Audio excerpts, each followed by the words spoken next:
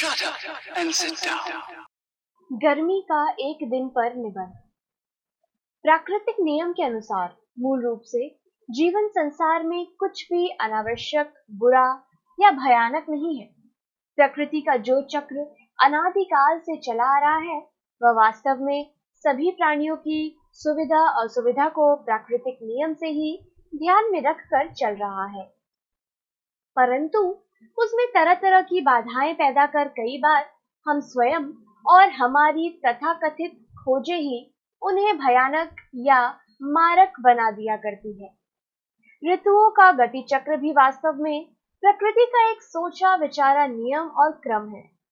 सर्दी, गर्मी, बरसात, बसंत आदि सभी ऋतुएं प्राणी जगत और धरती के लिए आवश्यक है। इन्हीं से प्रकृति, धरती और प्राणी जीवन का संतुलन बना रहता है। हम वह सब प्राप्त कर पाते हैं जो जीवित रहने या प्रगति या विकास करने की बुनियादी शर्त है। फिर भी कई बार किसी ऋतु विशेष का प्रकोप इस सीमा तक बढ़ जाया करता है कि आम आदमी और प्राणी के लिए प्रायः उसे सहन कर पाना कठिन हो जाया करता है। भयावह गर्मी के ऐसे ही एक दिन का वर्णन ब्यौरा यहाँ प्रस्तुत किया जा रहा है। वह शायद ज्येष्ठ का महीना था। रात से ही प्रकृति में भीषण गर्मी का आसार प्रकट होने लगे थे।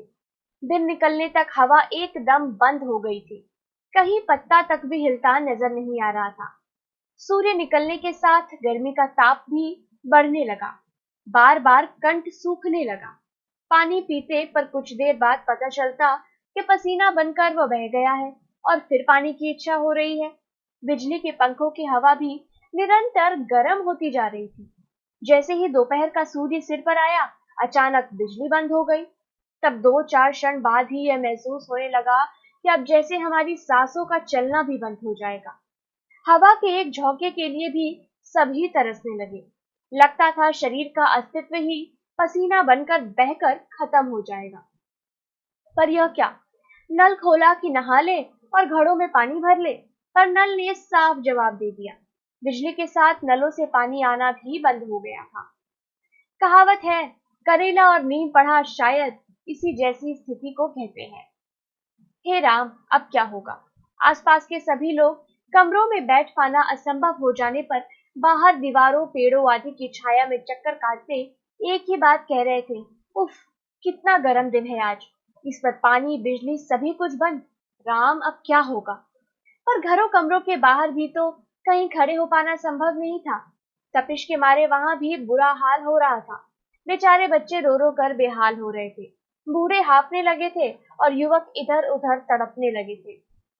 हाथ पंखे भी चलकर कुछ राहत न दे पा रहे थे, उल्टे थकान ही दिए जा रहे थे।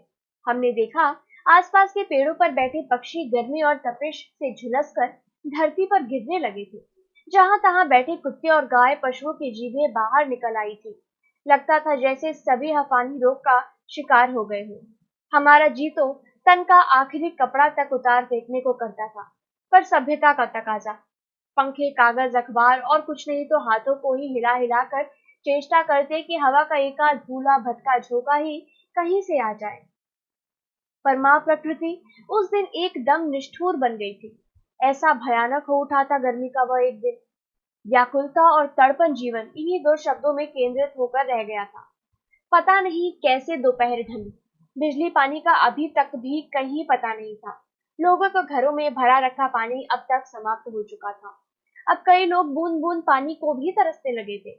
उस समय ध्यान आने लगा उन इलाकों, उन गांवों का जहां की युवतियां सुना है मीलों दूर से पीने का पानी भरकर लाती है, वह भी तपती रेत पर चलकर। रोज रोज इस प्रकार उनका जीवन कैसे चलता होगा? यहाँ तो एक ही दिन में बुरा हाल हो रहा था। तरस आ रहा था नदियों के देश भारत की अभावपूर्ण जल व्यवस्था और समूची राज व्यवस्था पर। खैर, सांझ ढलते ढलते आकाश मटमैला होने लगा था।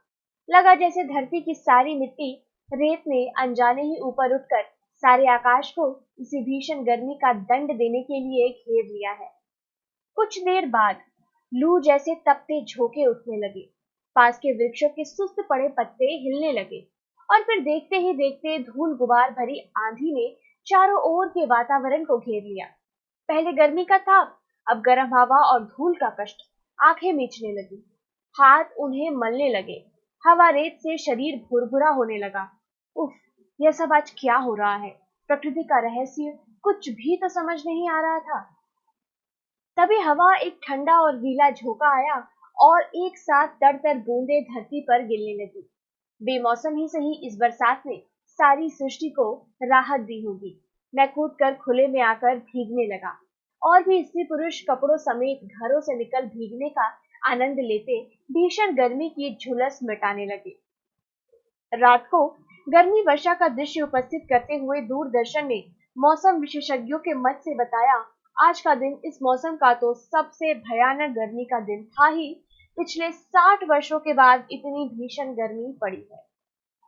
वह दिन याद आकर आज भी रोंगटे खड़े कर देता है। उफ, कितना भयानक था गर्मी का वह एक दिन।